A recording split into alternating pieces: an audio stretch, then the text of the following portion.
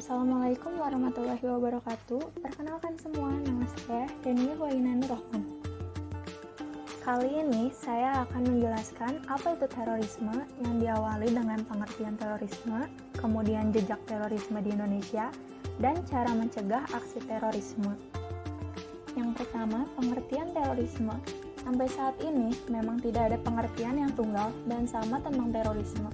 Cakupannya yang luas dan dampaknya yang sangat besar bagi kemanusiaan, sehingga cara kita memandang pun sangat beragam.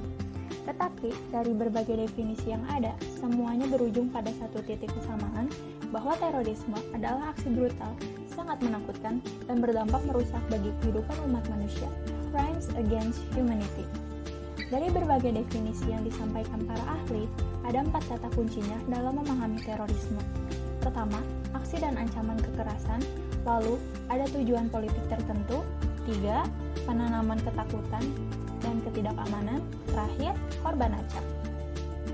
Indonesia mendefinisikan terorisme sebagaimana tercantum dalam Undang-Undang Nomor 15 Tahun 2003 tentang Pemberantasan Tindak Pidana Terorisme yang mengatakan setiap orang yang dengan sengaja menggunakan kekerasan atau ancaman kekerasan menimbulkan situasi teror atau rasa takut terhadap orang secara meluas atau menimbulkan korban yang bersifat massal dengan cara merampas harta benda orang lain atau mengakibatkan kerusakan atau kehancuran terhadap objek-objek vital strategis atau lingkungan hidup atau fasilitas publik atau fasilitas internasional.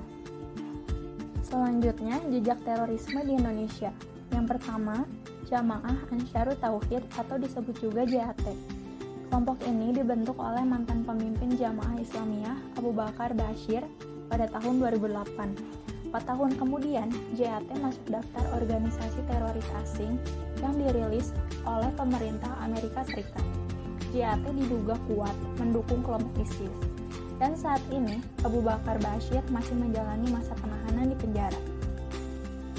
Yang kedua, Mujahidin Indonesia Timur. Ini adalah salah satu jaringan yang diduga mendukung ISIS. Dan kelompok ini dipimpin oleh Abu Wardah atau nama lainnya Santoso, yang merupakan mantan kepala JAT cabang Poso. Dan pada November 2016, MIT ini merilis video yang mengklaim kelompoknya sebagai prajurit negara Islam dan mengancam pemerintah serta kepolisian. Pada tahun 2016 juga, Santoso dinyatakan meninggal dunia atau tewas karena dalam operasi Tinombala yang dilakukan tim gabungan baik dari TNI dan juga Polri. Cukup sulit untuk menangkap Santoso ini karena wilayah mereka ini tersebar di dalam hutan daerah Poso. Selanjutnya, Mujahidin Indonesia Barat. Kelompok ini berdiri pada akhir tahun 2012, dipimpin oleh Abu Roban yang tewas pada Mei 2013. Dan jaringan teror kelompok ini bertujuan membuat kekacauan juga menimbulkan ketakutan. Kelompok Abu Roban ini juga diduga kuat terkait dengan kelompok Santoso di Poso yang sudah berhasil dilumpuhkan. Kemudian Jamaah Islamiyah. Kelompok ini diyakini dibentuk di Malaysia pada akhir tahun 80-an oleh sekelompok ekstremis Indonesia yang memang dalam pengasingan. Jaringan kelompok ini tersebar di Indonesia, Malaysia, Filipina, Singapura, dan Thailand. Kelompok ini bertujuan mendirikan negara Islam.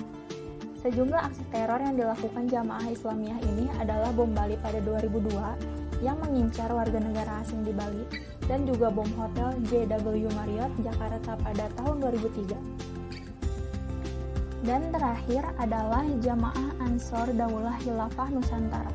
Kelompok ini merupakan sel baru jaringan teroris Bahru Naim.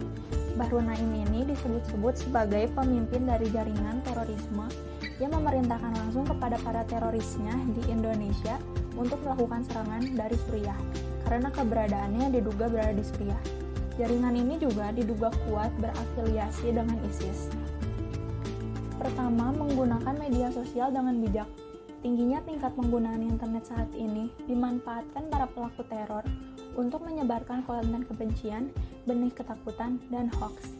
Jangan mudah terprovokasi. Selalu periksa kredibilitas informasi yang kamu baca dengan merujuk pada media berita nasional. Jangan terlalu gampang meneruskan video dan foto-foto yang dibagikan di chat grup jika belum terkonfirmasi kebenarannya. lalu melawan kebencian dengan kebaikan. Ada pepatah yang bilang, kejahatan merajalela bukan karena banyaknya jumlah penjahat, tapi karena diamnya orang-orang baik. Menjadi pasif sesungguhnya tidak memperbaiki keadaan. Sikap demikian hanya menguntungkan teroris untuk semakin leluasa melancarkan aksi mereka. Menulis, melukis, menari, bernyanyi, berpuisi, membuat video, membangun komunitas, menggunakan bakat atau talenta. Fokuslah menghasilkan hal-hal positif dan damai di tengah kisruh bangsa. Sebarkan pesan tentang indahnya keberagaman dan toleransi di negeri ini. Tunjukkan bahwa kita tidak takut. Kemudian memperluas pergaulan dengan orang yang berbeda latar belakang. Tak kenal maka tak sayang.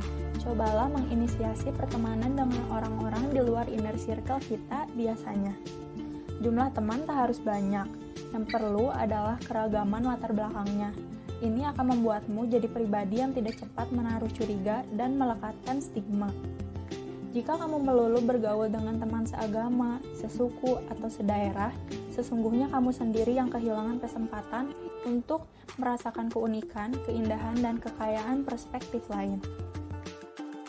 Selanjutnya, terlibat dalam gerakan dan kampanye perdamaian.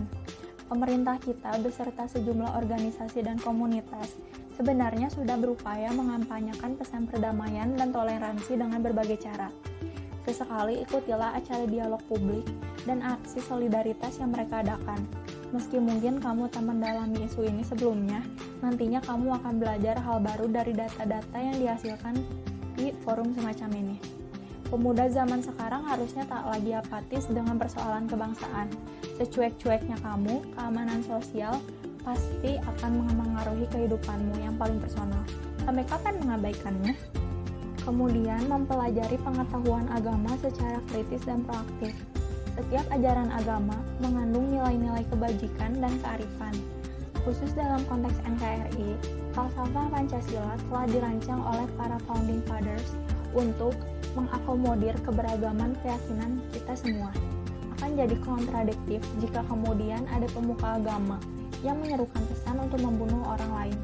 Bukan cuma bertentangan dengan Pancasila, namun pengajaran itu mengkhianati hak asasi kita yang paling mendasar dan universal. Jika ada hal-hal yang membingungkan dari pengajaran agama yang kamu terima, jangan ragu untuk bertanya agar tidak ada salah paham. Diskusikan juga keimananmu secara terbuka dengan anggota keluarga, komunitas, atau ulama lain. Intinya, jadilah anak muda yang kritis dan proaktif tiap kali menerima informasi. Dan yang terakhir, melaporkan tindak tanduk yang mencurigakan. Jangan abaikan gejala sekecil apapun yang mengarah pada tindakan terorisme dan radikalisme. Jika menemukan situs atau akun bodong yang kerap menyebarkan pesan-pesan kebencian, langsung gunakan fitur report akun dan tulis alasanmu dengan rinci agar laporanmu ditangani. Kemudian, jika lingkunganmu kedatangan tetangga baru yang menutup diri dan aktivitasnya mencurigakan, pertama-tama cobalah berinteraksi dengan mereka. Jika mereka tetap enggan bersosialisasi dan tidak dapat menceritakan asal-usulnya secara jelas, laporkan ke pihak kelurahan. Para pelaku teror kerap berpindah-pindah tempat tinggal dan memalsukan identitas untuk kabur dari penyelidikan. Namun, ada juga dari antara mereka yang terang-terangan menunjukkan eksistensinya di dunia maya. Kamu sangat bisa berperan untuk menghentikan tujuan mereka lebih jauh. Yuk, jadi anak muda yang berani ambil langkah. Nah, itu dia semua. Sampai sini dulu ya. Terima kasih. Assalamualaikum warahmatullahi wabarakatuh.